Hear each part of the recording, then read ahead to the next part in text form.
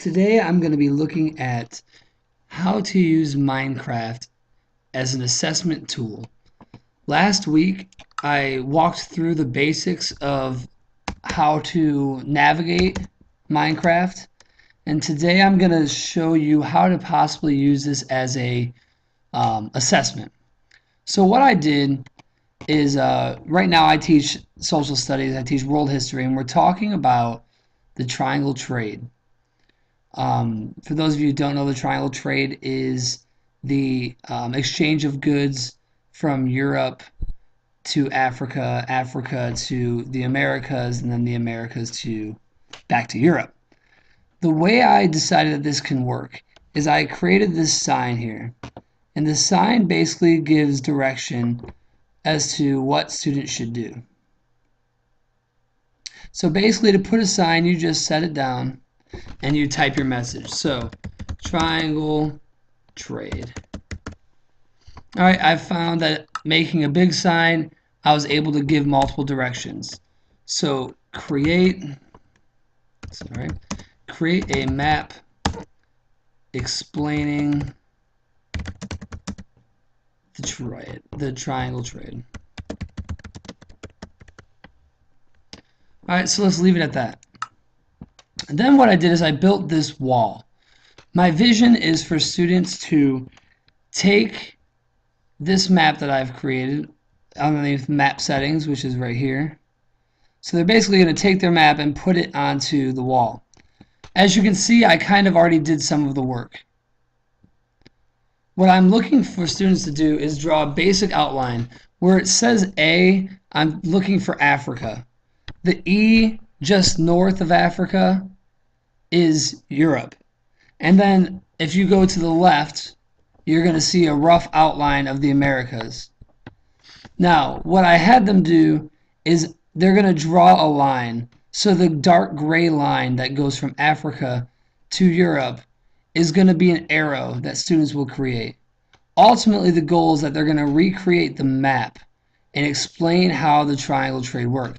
So they'll go from Africa over to Europe, Africa over to the Americas, and explain the Middle Passage. So while they are learning, they're going to use these books to explain the Middle Passage. So this book will talk about the Middle Passage. This book will talk about the exchange of goods from the Americas to Europe. So it's going to talk about the raw goods that were exchanged. This book will talk about the goods that were exchanged from Europe down to Africa. This book is going to talk about maybe the causes. What were the causes of the triangle trade? Over here can talk about what are the effects.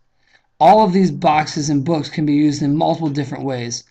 I found that I really liked this format of having students have these 3x3 boxes to kind of just put information. So as they go through it, they'll be able to add. My ultimate goal, one thing I think could be really, really cool and a great way to use Minecraft, is to have students create maps of what we learn. So geography is an important element in world history. So it would be nice if students could learn how to make all sorts of different things and map out content areas. So when we talk about Greece and Rome, to map out Greece and Rome and then be able to go in there and explain various details. I think this is a really good, fun way for students to work on things at home, maybe help them find some curiosity in what we're doing. I also think that students can go add detail throughout the semester and make it a sort of portfolio where they're showing how much they've learned throughout. My biggest problem with Minecraft and this type of learning is I worry about school networks and the servers and the cost associated with it. This is an activity that would be very, very time consuming, which is difficult to do in a society in which we have these high stake tests in which teachers are held accountable. Overall, the idea of gaming in the classroom is incredibly interesting and gives teachers and developers a lot to think about. Ultimately, I think that it's going to take some work and some time to be able to do this, but I think we have to start looking at how can we get students more engaged, and gaming might be the way to do that. I hope that you will keep tuning in and reading my blog. Have a good day.